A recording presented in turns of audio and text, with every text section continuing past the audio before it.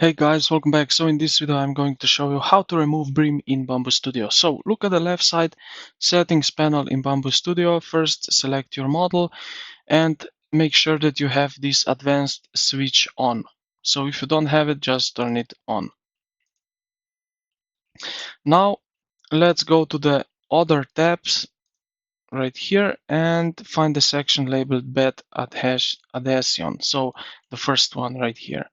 Change the BRIM type to no BRIM, just like that. And then click Slice Plate at the top right to update your model. The plastic ring around your print will disappear. Let's see what will happen. We need to wait a few moments here now. And just like that, you can see that we don't have this bin around our object. So I hope this video helped you out. If you did, consider to like the video and subscribe to the channel. Thank you for watching, and I will see you in the next